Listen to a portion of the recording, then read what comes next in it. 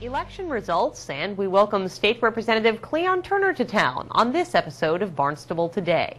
It's Wednesday, March 7th, 2012. I'm Sarah Colvin. 18% of Barnstable voters cast ballots on Super Tuesday. In the Republican primary, former Massachusetts governor and Belmont resident Mitt Romney came out on top. A contested race for state committee man and woman for the Republican Party also appeared on the ballot. Fran Manzelli and Judy Crocker were elected in that race. District changes in Massachusetts became effective in January, bringing a new state representative to Barnstable. State Rep Cleon Turner now represents Barnstable's Precinct 1. We welcome the first Barnstable rep on today's Barnstable This Morning. So in your visits with our residents and with our various organizations, Representative Turner, what has come out as kind of some of the issues that people in Precinct 1 and really within your whole district are concerned about? Well, I think Precinct 1 isn't any different than the rest of my district. They're concerned about the economy.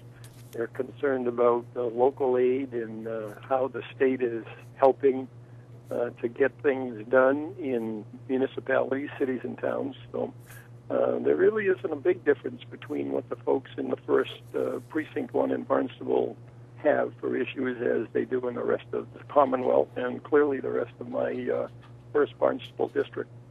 Indeed. Let's talk a little bit about the economy, Representative Turner, maybe to start off talking a little bit about some of the issues. Of course, economic development, job creation is a big focus here on the Cape and Islands. And talk to me a little bit about your thoughts in terms of economic development. What might be able to help us out? Well, clearly one of the things that is always a good direction to go for the legislature or government generally in creating opportunities for business is doing just that. Creating opportunities is easing up restrictions on development and business and taking steps that will encourage employers to hire more people and expand their businesses. Absolutely. And to talk a little bit about local aid, if I remember correctly, I know that education and school aid is a cause that's quite important to you. Talk to me a little bit about the importance of properly funding education. Well, there is a good phrase right there, properly funding education. Clearly, Massachusetts is committed to funding education. Out of our $28 billion current budget, $29 billion budget, something just over $5 billion of that is education funding. So we definitely have a commitment to education. The question is it a big enough commitment? And some of us can easily say, no, it isn't. If communities like Cape Cod communities seem not to get their fair share of Chapter 70, which is education funding money, and the example there is that every community in the Commonwealth, every school district in the Commonwealth has to have a foundation budget. And the Commonwealth of Massachusetts, through its $5 billion in education funding, funds a portion of that foundation budget.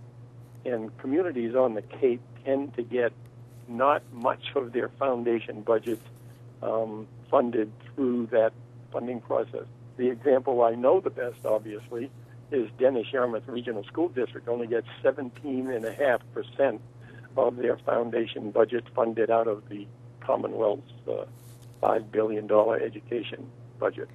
Certainly, and I know Representative Turner, funding that school district has been quite complicated, not just on the state level, but really on the local level over the past few years. Concerns about contributions from both towns. I think we have it slightly easier here in Barnstable, where we just obviously have one town-wide school district instead of having to to deal with two towns. So it's slightly easier on our behalf, but definitely certainly has been tricky over the past few years for the DY district. Definitely has, and hopefully that will mellow out over time. Indeed. So moving on from education, I'm going to try and hit a number of topics today. Can we talk a little bit about wastewater? I believe that was a topic that we talked to you about just briefly while you were in the car with Senator Wolf. But talk to me a little bit about wastewater. I know we've heard a lot about regional solutions, about the issues themselves, a lot of things coming to light. So talk to me about your thoughts on solving the region's wastewater issues. Well, I think, as you probably saw from a op-ed that was written by the entire Cape delegation on regionalizing or taking a regional approach I think the title of it was Think Regionally, Act Locally. I think that is the only way we can really address wastewater on the Cape. And I know that there is a major fear out there amongst many people of creating this MWRA-type entity that built that great big pipeline and cost millions and millions and millions of dollars. My understanding is that the regional approach that is being considered on the Cape and that I support is regional planning of local wastewater. For example, if Dennisport, which has a very high water table, has a wastewater issue, and Harwich, right next door, West Harwich, also has a high water table and a wastewater issue, the regional planning group can help the towns of Harwich and Dennis work together to create a joint solution to their wastewater problem. So it isn't that the county or the region would create one or two great big monstrous facilities to treat wastewater on, let's say, 3 parts of the Cape. That's not the plan. The plan is to help communities join together to solve their problems. Another good example is Dennis and Yarmouth share Bass River in that entire estuary that encompasses Bass River. Clearly, Dennis and Yarmouth need to start thinking together on the west part of Dennis and the east part of Yarmouth, looking at wastewater issues that deal with Bass River and working on those together. That's what the regionalized approach to wastewater, that the concept that I support, and I believe that the county. I want to talk just a little bit more again, so we can let the Barnstable residents get to know you a little bit. You mentioned you do have office hours over at the Y on Route 132, right there across from Cape Cod Community College, and that's the second Thursday of every month. Now, I would assume you just invite people to come in, and do they need to make an appointment? Can they come and sit and chat with you on a variety of issues? We definitely invite them to come in. It's at 9 o'clock, the second Thursday of every month at the Y, as I said. You do not need an appointment. Obviously, it is better for everybody that if you are planning on coming, that you call my State House office at 617-722-2090 and let my aide know that you're planning on coming and what your issue is, so we can be prepared to discuss it in a productive manner. But as I said, appointments are not necessary. If you just want to drop by and say hi or drop by and talk about a serious issue, we're always happy to be there and listen.